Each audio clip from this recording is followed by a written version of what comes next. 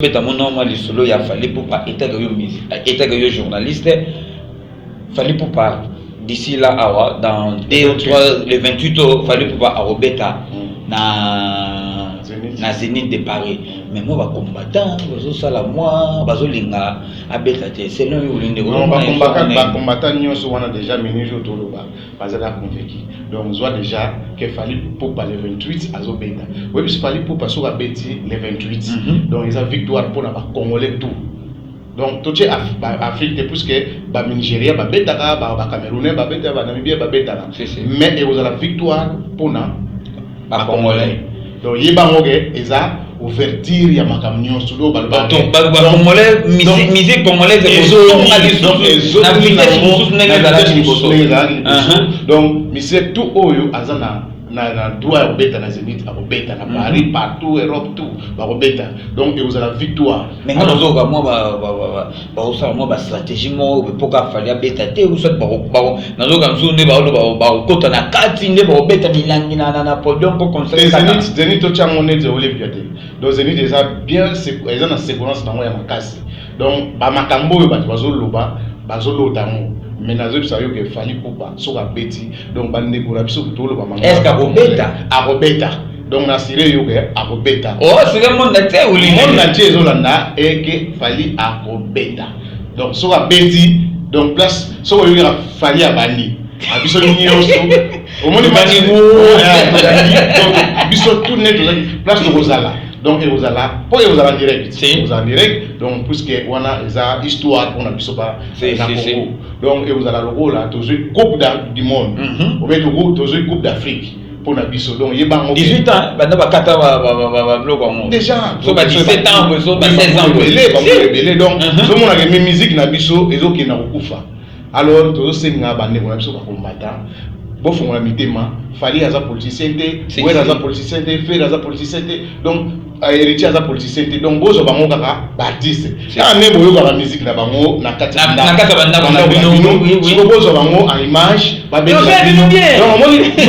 même na kati Paris même na kati Europe cop ekufa donc ba ne ba comprendre ngati lelo toloba soko bengi mutu aza na Paris bengi premier jour bosolo na deuxième so ebisiga likamoko o mega ko sengo 50 euros donc lobi ya mode OK pité a bloqué donc au moins biso bato le bamangala toza na façon ya vie na biso tozala donc na au moins toza na kati Angola même quel que soit au Rosala au changer aux documents angolais mais tant que zo bali oza na coopération na yo façon ya coopération no zula mbongo biso toza na gouvernement te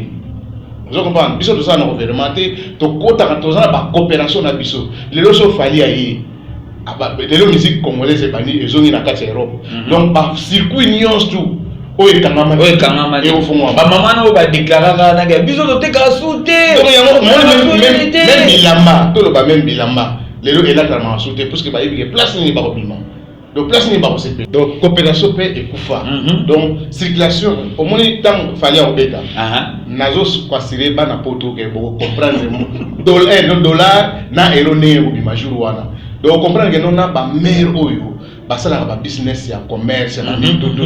bon mona ke no mbongo penda na kati ya poto na ba poche bato baloba mangala ebimi vous comprenez donc c'est ça yango to liteka ke non vraiment ba combattre basala l'aise basala kimia donc bokala kande so bomoni ministre aye gouvernement muta gouvernement yi otake ba mutake aboke ba ministre botika na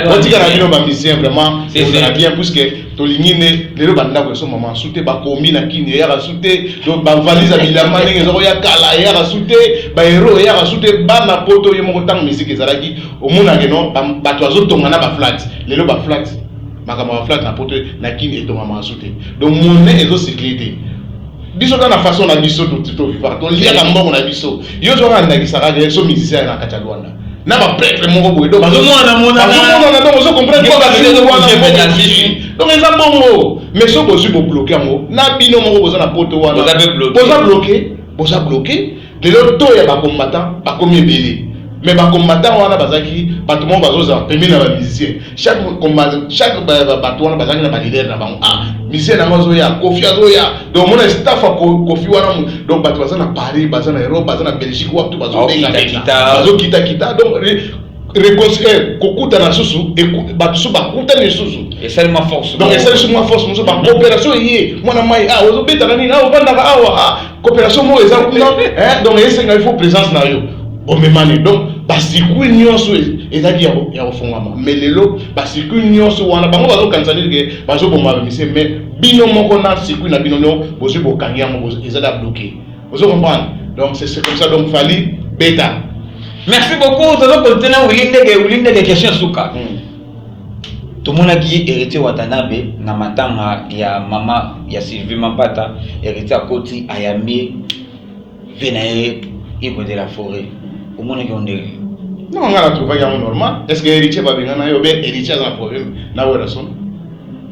ba on a problème té ba ça un problème té ba tumine ba komisaki problème na werason mais héritier ye moko ninga za wana azana problème na werason té azana problème na ma Sylvie Mapata té azana problème ni ya musicien moko ya maison mère donc ye moko comprendre que non bazo memanga na derrière vous comprenez puisque wenge na ndenge ya normal ya vrai soto longoli ferego la na ba musée mususu génération wana mais le na biso ke wenge c'est héritier Watanabe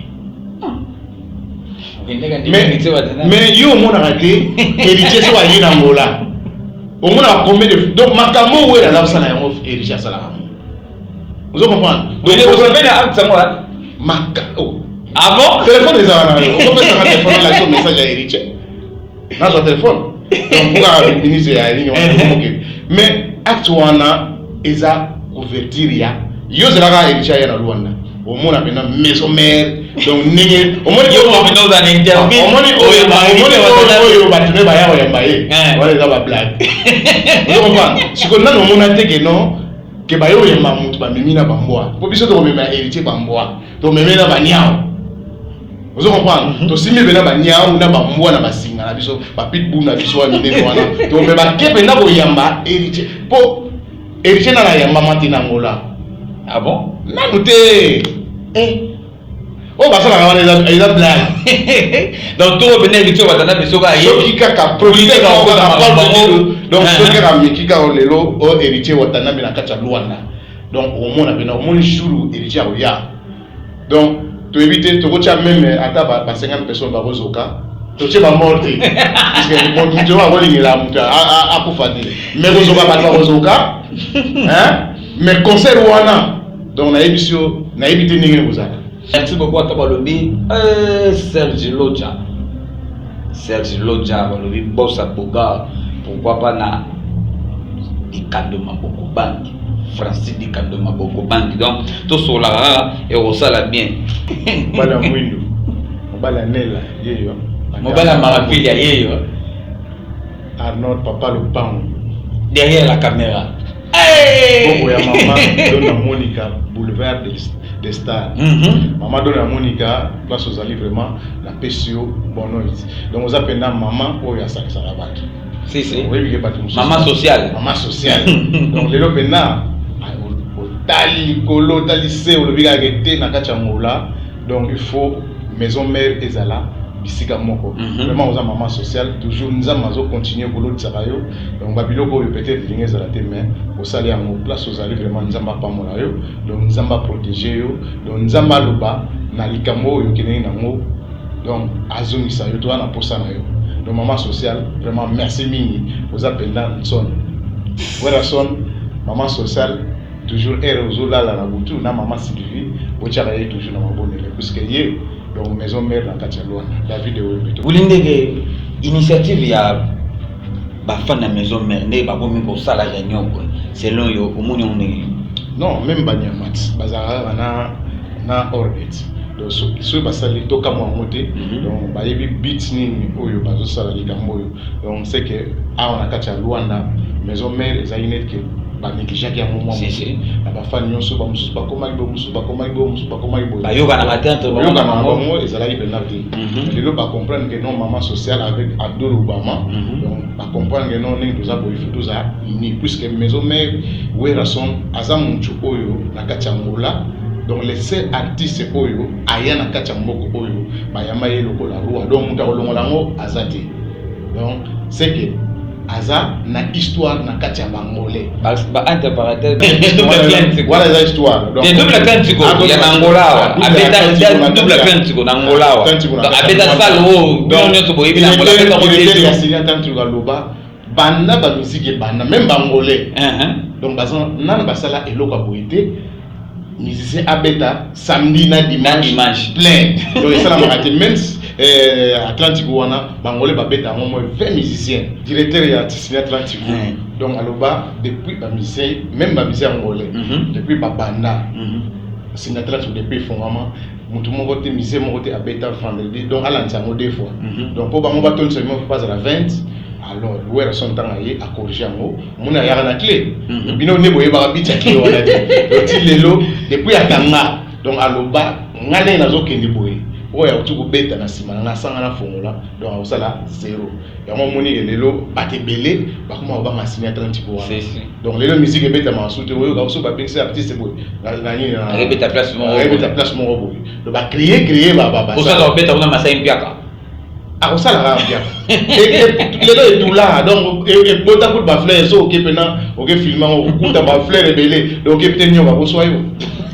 depuis atanga muta fongola mo aza pour comprendre on est à vous comme ça artiste africain wera son na fana boité communauté o pa linga sala mo to ngaka ko komisa ila c'est ulindege tout ça un peu moins analyse moké